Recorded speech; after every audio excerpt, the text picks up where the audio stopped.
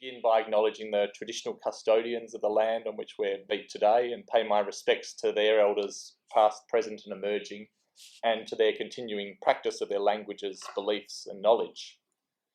One of the reasons why it's such a pleasure to be here to launch this book is that as the first of a 4-volume history of Menzies and his world, the book is one which brings together all of the formative influences upon Robert Menzies, and in that way brings together the formative influences of the man whose, not just whose political party the Leader of the Opposition is here as the embodiment of, but also the history of the school of thought that broadly comes together as political liberalism, those families that come together as political liberalism and which the Liberal Party today embodies.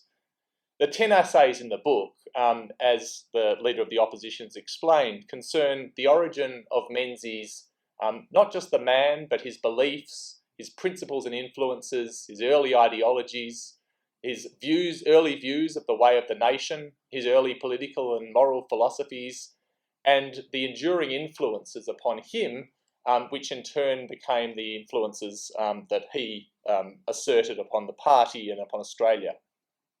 Each essay examines Menzies through a different perspective, as the Leader of the Opposition's explained, and together the essays present a rounded perspective of the young Menzies. As a sitting judge, the perspective from which I assessed the young Menzies was, perhaps unsurprisingly, the legal perspective.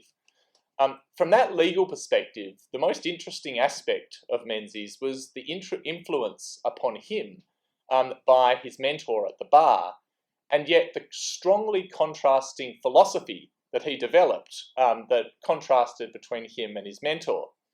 His mentor at the bar was Sir Owen Dixon, who became probably the greatest ever judge in the history of our country. Menzies was only one of 3 pupils who Dixon ever took, and Dixon subsequently used Menzies as his junior counsel in the High Court on many, many occasions, and that's alongside all the occasions when Menzies appeared on his own account. As Dixon's pupil, Menzies described himself as entering a new world of thought and losing any self-conceit which may have been induced by his success as a student, and it was great success. Many years later, when Menzies was Prime Minister, it was Menzies who, as Zach said,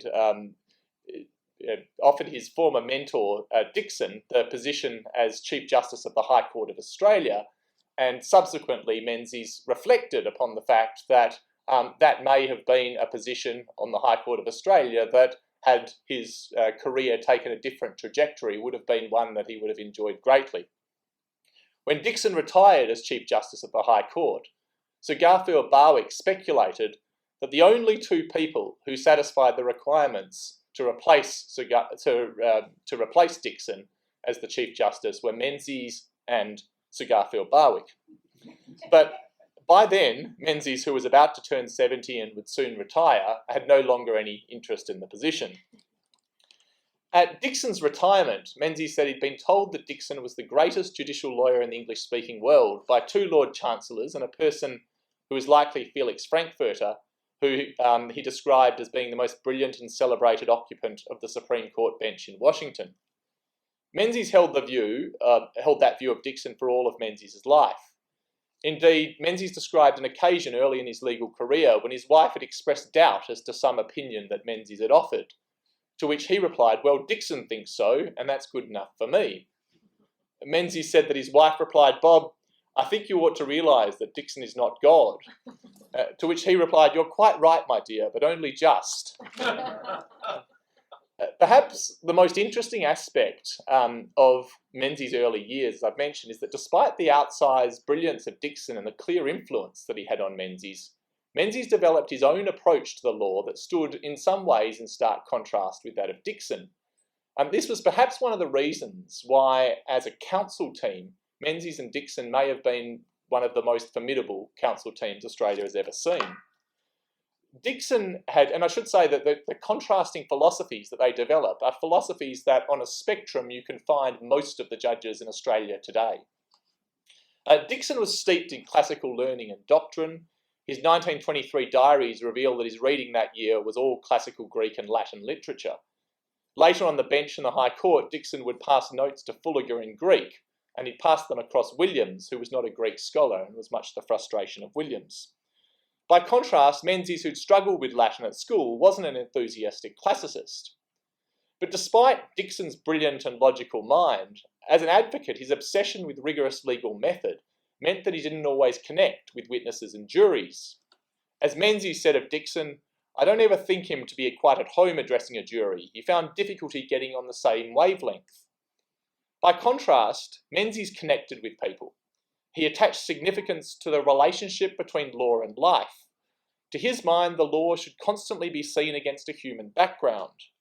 He viewed the law as a social construct which needed to develop to benefit the growing needs of a growing community. He disapproved of the law being something, as he described, desiccated and detached, unrelated to the life of human beings. Consequently, he was described as having a powerful feel for the case and an appreciation of there being a world of difference between academic learning and the same learning when applied to the tangled facts of life. He had a strong grasp of the greatest secret of advocacy, which is connecting with people. What made Dixon a brilliant judge, in the views of many, was that his focus on rigorous legal method was applied even if the conclusion was one that might have seemed, either to him or to others, politically unpalatable.